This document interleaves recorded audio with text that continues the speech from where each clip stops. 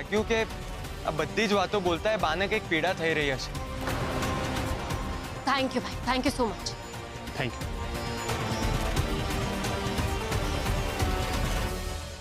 અને તે સાંભળ્યું ને એમણે કોના નામ લીધા? હા, હું પણ એ જ વિચારું છું. પણ આપણે આની પાછળનું રહસ્ય તો જાણવું જ પડશે. મને આ સામાન્ય વાત નથી લાગી. કદાચ આપણે આ વાત જાણી લઈએ તો આપણને આપણા મોટીમાં પાછા મેળવવાનો રસ્તો મળી શકે.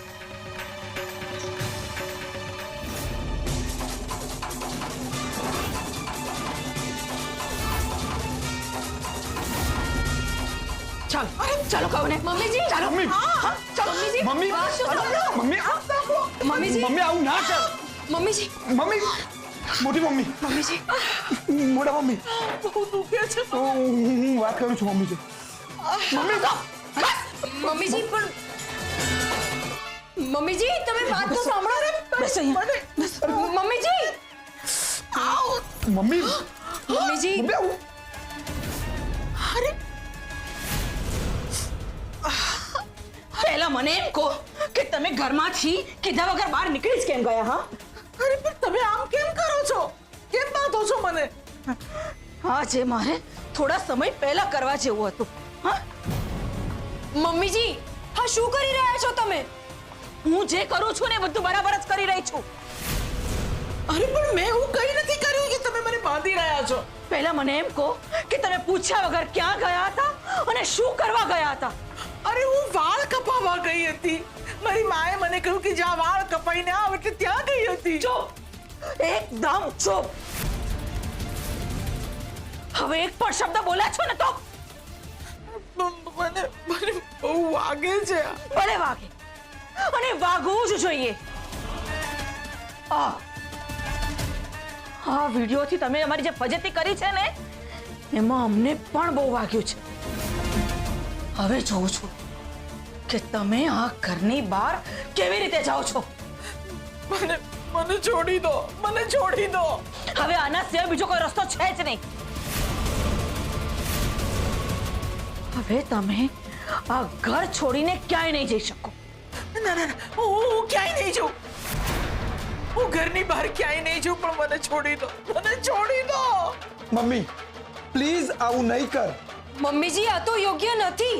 યોગ્ય ને અયોગ્યનો સમય ગયો. જો તમારાથી ના જોવાતું હોય ને તો નીકળી જાવ આ રૂમમાંથી અને જતા રહો તમારા રૂમમાં. મમ્મી, બસ કહ્યું ને. મમ્મીજી તમે વાત રૂમ.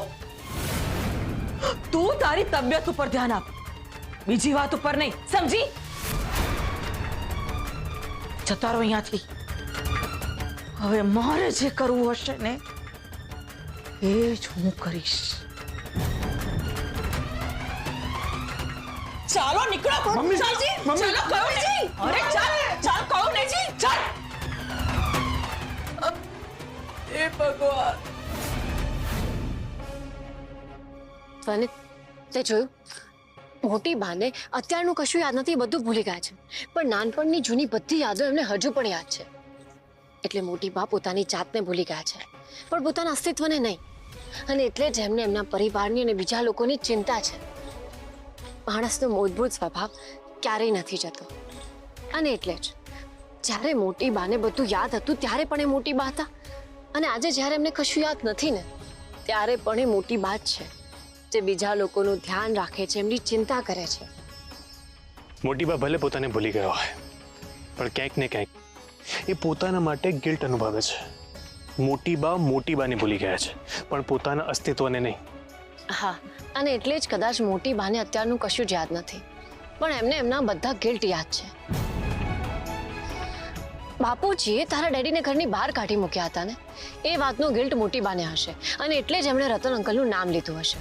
બની શકે, પણ સરગમ, મોટી બાને કઈ થશે તો નહીં ને? અરે આ તો સારી વાત કહેવાય ને. આર યુ મેડ સરગમ? આમાં શું સારી વાત કહેવાય? જો ધ્વનિ, મોટી બાને હજુ પણ એમના પરિવારની ચિંતા છે, અને એટલે જ એ પોતાની જાતને ભૂલ્યા છે, પણ પોતાના અસ્તિત્વને નહીં. જો મોટી બાના મનમાં આવો અફસોસ કે કોઈ ગિલ્ટ છે ને, તો મારા સ્ટડીના આધારે કહું છું કે અલ્ઝાઇમરથી પીડાતા મોટી બાને આપણે આ બીમારીમાંથી બહાર કાઢી શકીશું. રીલી? હા.